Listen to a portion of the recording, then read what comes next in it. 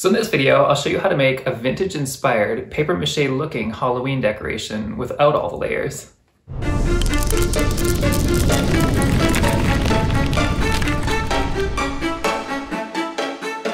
So normally when you do paper-mache, it takes layers and layers of paper to create the structure. But what we're gonna use is one of these glass vases. So the glass vase will be the structure of our paper-mache project. So we'll do kind of a paper-mache look to the exterior of it without having to create all the layers to build the structure itself. So the very first thing we're gonna do is bend some heavy wire to create a handle for our little paper-mache looking bucket. So I'm gonna trim a little bit off the ends here just to make the handle a little bit shorter. And then I'm going to take the ends of the handle here and just bend them like so to give me something to attach to the side of the glass. So approximately this is kind of where we'll be attaching the handle to the glass. And to attach the handle to the glass, I'm just gonna use some clear heavy-duty tape. Then I'm going to do the same thing on the other side. So there, our handle is attached to our Halloween bucket. So the next thing I'm going to do is take a piece of brown tissue paper and fold it like so. And I'm going to cut out a large circle.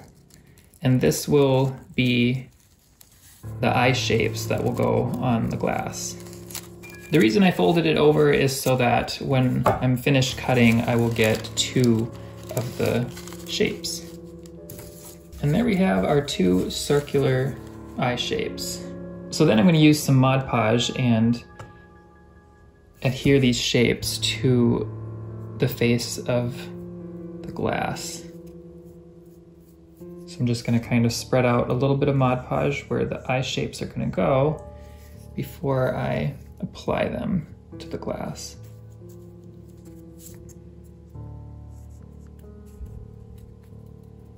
And then I'm just going to press the shape down. And then I'll just apply some more Mod Podge over top of the shapes. Okay, and then we'll just let those dry. So I have two pieces of cardstock here, and I'm just gonna put them together like so. Again, so that I get two shapes when I'm cutting this out. And then I'm just going to cut out some shapes that will extend off the top for our owl.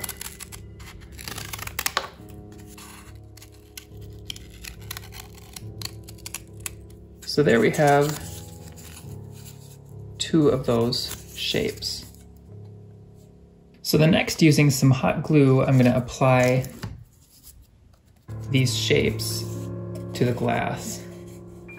So I'm going to put a little bit of hot glue just on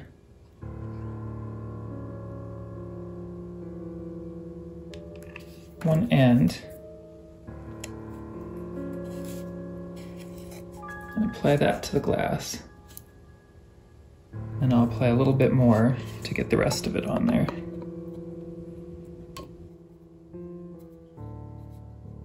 So the next thing I'm going to do is take another piece of cardstock and fold it like this. And then I'm just going to use my scissors to make a little beak shape.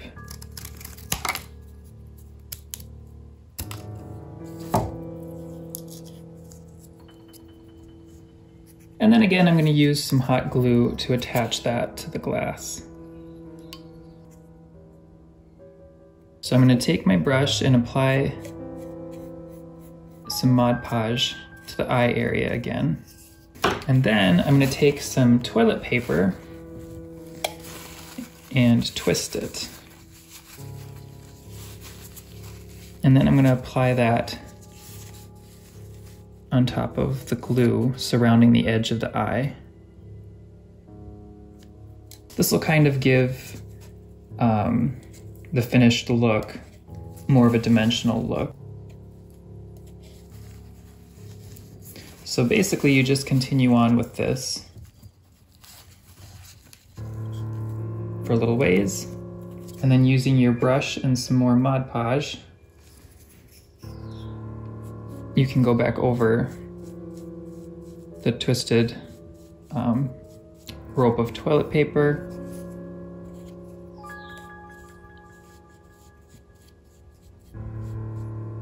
Kind of smooth it out onto the surface just a little bit more.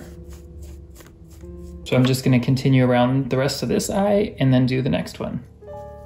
Okay, so both of the eyes are surrounded in the rolled up toilet paper, so we're just going to let that dry. So the very next step, I'm going to use some pieces of tissue paper and just crinkle them slightly. Then I'm going to apply some more Mod Podge to the surface. And then I'm just going to start applying some of the tissue paper, overlapping the toilet paper edge just a little bit. Now, you can kind of scrunch and move the tissue paper around where you want it, because wrinkles end up looking good in the end because it adds some texture and makes the surface look like it's paper. And then I'm just going to go back over this with some more Mod Podge. So this is basically what you'll be doing to the entire exterior and actually interior of this as well. And squeeze that through there. This process is a little bit tedious, but at the same time, it is a lot less tedious than if you were to actually make the entire structure in paper mache. So it kind of takes out all the work of the layers, but still gives you a nice textured paper look in the end. So I'm just going to continue this all the way around the exterior, and also I'm going to do the inside. So once everything's dry, the next step will be to paint the base color. So the base color for this one is going to be black, and I'm going to use actually some chalk paint.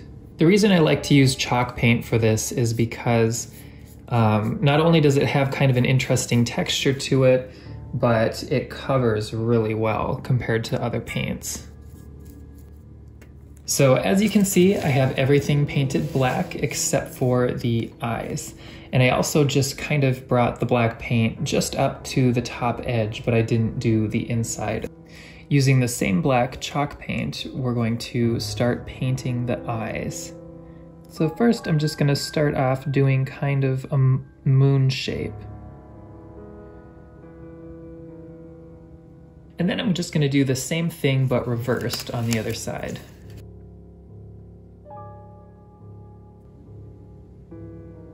And then I'm just going to do a little line right down the center here. And then I'm just going to do the same on the other side.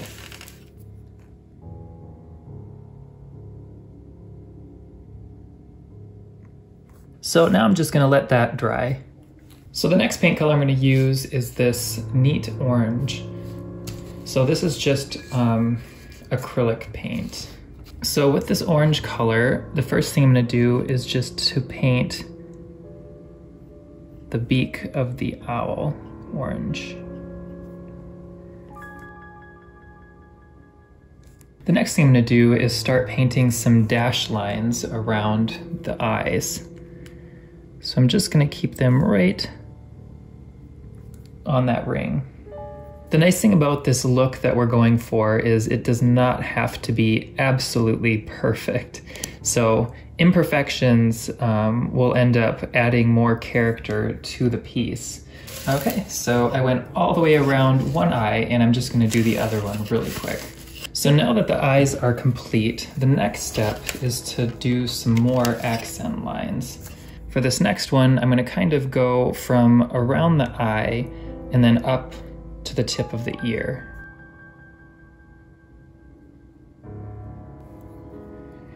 And then I'm just going to continue adding some lines up the ear.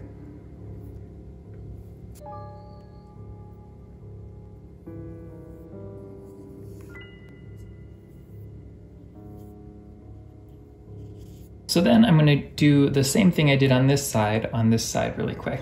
So the next thing I'm going to do is start adding some little dash lines. Now again, these don't have to be any specific shape or size. We're just kind of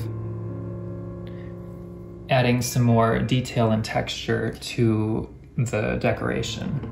So then I'm going to continue and start making dashed lines going kind of down through this area here.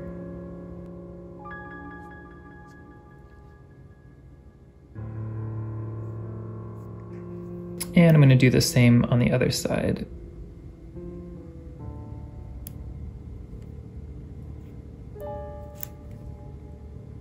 And then I'm just going to fill in this whole bottom area with more dashes. Now I'm kind of just going through and making a couple lines so that I have the flow pattern of how I want the dashes to flow. But then after I do that, I'm just going to kind of fill in between with a few dashes that are not in a line. So next I'm going to use some white chalk paint to add some more accent lines. So using the white, I'm going to add a little arch above the eye. I'm going to do the same on the other side as well. And then I'm just going to add 2 little dots. Then I'm going to add a few more accent lines to the ear pieces.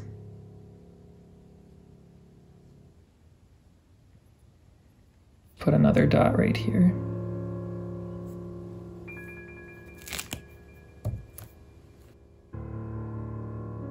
I'm just going to do a few little dash lines right here.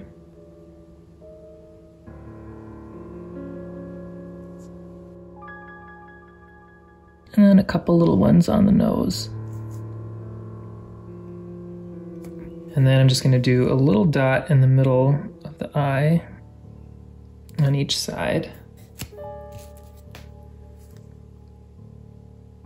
And then I'm just going to continue a few more lines down the sides here.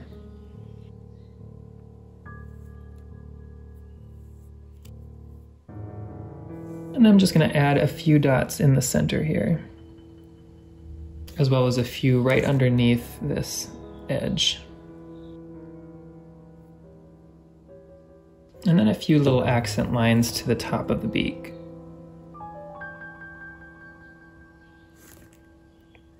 So here's what the decoration looks like yet so far.